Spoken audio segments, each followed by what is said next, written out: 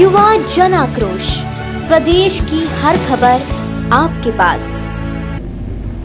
प्रदेश सहित इंदौर में कोरोना की दूसरी लहर में जिस तरह से हॉस्पिटल में बेड, ऑक्सीजन की कमी सहित आवश्यक दवाओं की कमी महसूस की गई थी, उसी को लेकर संभावित तीसरी लहर में कई स्थानों पर जन भागीदारों की मदद से ऑक्सीजन प्लांट स्थापित किए जा रहे हैं। इसी कड़ी में शहर के एमडीएच हॉस्पिटल में लुपिन फाउंडेशन ग्रुप के सुरेश गुप्ता द्वारा शहरवासियों को ऑक्सीजन प्लांट की सौगात देते हुए करीबन 1 करोड़ रुपए की लागत से निर्मित ऑक्सीजन प्लांट तैयार किया गया है। यह ऑक्सीजन प्लांट से एमटीएस सहित शहर में स्थापित तमाम सरकारी हॉस्पिटल में ऑक्सीजन सप्लाई का काम किया जाएगा, जिससे कि किसी भी मरीज को ऑक्सीजन की कमी महसूस न हो सके और उसकी जान बचाई जा सके। ऑक्सीजन प्लांट का अनावरण बीजेपी के राष्ट्रीय महासचिव कैलाश विजयवर्गीय द्वारा किया गया। एमडीएच अस्पताल में ऑक्सीजन प्लांट का लोकार्पण करने आए भाजपा के राष्ट्रीय महासचिव कैलाश विजयवर्गीय ने नशे और पब कल्चर को लेकर बयान दिया। उन्होंने कहा कि युवा वर्ग जल्द ही नशे की गिरफ्त में आ जाते हैं। इसके लिए केवल प्रशासन के भरोसे नहीं रहा जा सकता, पहले अपने घर से इसकी शुरुआत की जानी चाहिए। साथ ही उसके लिए जनता को भी आगे आना पड़ेगा, क्योंकि युवा पीढ़ी जल्द भटक जाती है और नशे की जद में फंस जाती है। भाजपा के राष्ट्रीय महासचिव कैलाश विजयवर्गीय ने कहा कि लगातार इंदौर में बढ़ रहे नशे को लेकर उच्च स्तरीय बैठक मंगलवार को की जाएगी, जिसमें विस्तार से चर्चा की जाएगी। जन भागीदारी का एक बहुत अच्छा उदाहरण इंदौर में लुपिन कंपनी ने आज प्रस्तुत किया है। हमने उनसे आग्रह किया, इसके डायरेक्टर श्री गुप्ता जी जो मेरे बहुत पुराने मित्र हैं, उन्होंने उनसे कहा कि इंदौर में ऑक्सीजन की शॉर्टेज हो सकती है, तो आप प्लांट दीजिए। उन्होंने लगभग 1 करोड़ की लागत का प्लांट यहाँ पर हमें डोनेट किया है। सबसे पहले तो आपके माध्यम से उनको बधाई।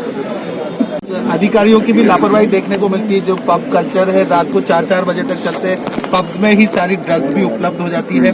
कुछ कार्रवाई भी हुई, लेकिन आपको लगता है कि अब थोड़ा सा अधिकारियों को भी टाइट करने की आवश्यकता है? नहीं, बहुत जरूरी है। देखिए, कोई भी चीज़ है वह सिर्फ प्रशासन के भरोसे नहीं होती, हमें भी आगे बढ़कर थोड़ा सा जागरूकता के लिए काम करना पड़ेगा, क्योंकि युवा पीढ़ी है, भटक जाती है, तो हमें अपने घर से प्रारंभ करना पड़ेगा और प्रशासन की कसावट तो बहुत ज़्यादा ज़रूरी है। आज हम बैठक करेंगे, चर्चा करेंगे, तो इस विषय में विस्तार से चर्चा।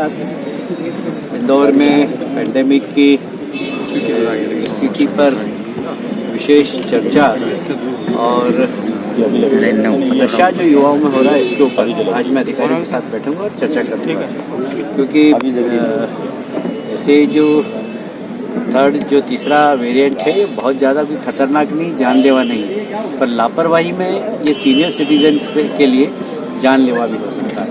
इसलिए इसके प्रति अवेयरनेस, इसके प्रति चिंता बहुत ज़्यादा ज़रूरी है।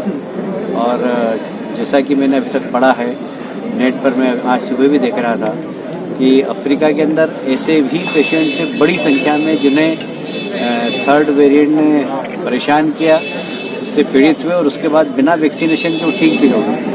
तो उसका उन्होंने हेडलाइन दी आज इंटरनेट पे कि नेचर ही वैक्सीनेशन, मतलब प्रकृति के वैक्सीनेशन से वो लोग ठीक हो गए, क्योंकि वहाँ पर वैक्सीनेशन पहुँचा ही नहीं अनेक स्थानों पर। तो ये वेरिएंट इतना खतरनाक नहीं है, पर फिर भी कमज़ोर लोगों को, बच्चों के लिए और सीनियर सिटीजन्स के लिए ये नुकसानदायक हो सकता है।